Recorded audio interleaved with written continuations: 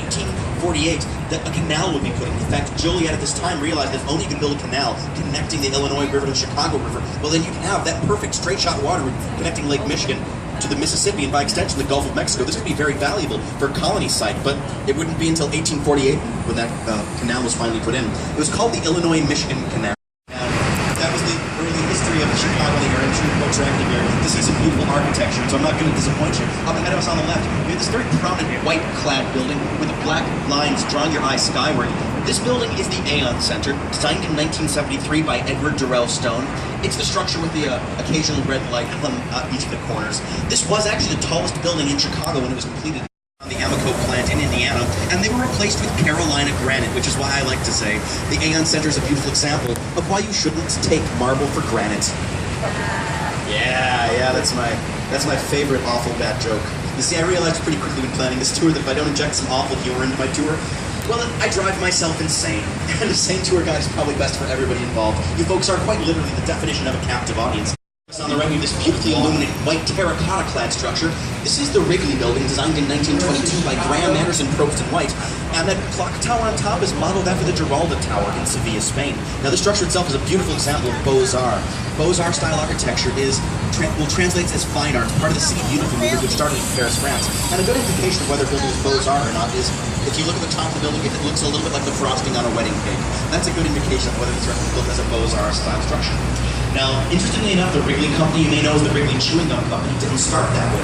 They started as selling bars of soap, but apparently the soap was so low quality they couldn't convince people to buy them unless they included a package of gum with every purchase.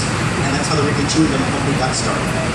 Now, ahead of us, behind me, is a tall glass and steel structure you can't miss, even if you try. This is the Trump International Hotel and Tower, designed by Adrian Smith of Skidmore, Owings. About 3 months ago, you may have noticed these, for lack of a better word, I'll call them eye-catching 20-foot-tall letters along the side of the Trump Tower, and we are not very happy about this being added. So I'll tell you a few stories about how we've related to this addition, and of course, how Donald Trump has responded to our complaints. Now, AMA Plaza, the tall glass and steel box rising up and on the right, is a beautiful example of modern architecture. It was designed by Ludwig Mies van der Rohe, the father of modern architecture. He's famous for his phrase, less is more, and that really shines through with structures like this. See, modernism is all about doing away with embellishments and ornamentation, basically scaling it back and making a very skeletal structure. We have here is a glass and steel box, and not a lot more. Now, AMA Plaza used to be IBM Plaza, and because of that reason, it has a couple of unique design quirks. You see, each story of the building, each floor, is about 1.5 feet taller than the average story of structures surrounding the area. That's because it was designed for the IBM Corporation, and at the time, the school came about as a way to make use of that new technology. Now to our right is a massive structure, one of the most iconic buildings on the Chicago River, especially where it's located. This is the Merchandise Mart, designed by Graham, Anderson, Probst, and White in 1930, and out front you may notice these patina statue busts, each located on their own plinth. Well, David Letterman once famously remarked that these were the Pez Head Hall of Fame. Of course, they're not actually the Pez Head Hall of Fame. In reality, these are the merchant princes of Chicago, with notable figures like Aaron Montgomery Ward and Marshall Field, to name but a few. Now, the structure was actually built for the Marshall Field Company. You see, back in those days, they had 8 to 12. Well, basically, we're going to turn around right here and come back south take that down. About as far as China. So if you're going to be basically putting that, we're not going to be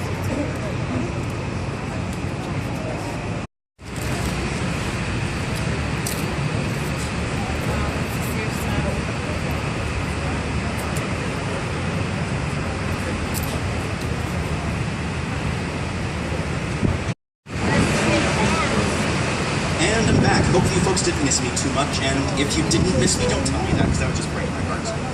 Now, I'd like to point out these wooden pylons you can see over the left-hand side of the vessel. They're actually rail companies down the entire south branch of the river. Very valuable real estate, as you can imagine nowadays, and in fact, in recent years, people have wanted to turn this property into high-rise apartments, residential structures, but they couldn't just sell the land because they didn't have the trains. So the train companies came with the unique idea of how to make extra money. They basically came with air rights. The idea that you can take ownership on the land you own, so you can put tracks there, but then sell the air above that property to a different owner. That's air rights architecture. In fact, the first example of which we have up ahead of us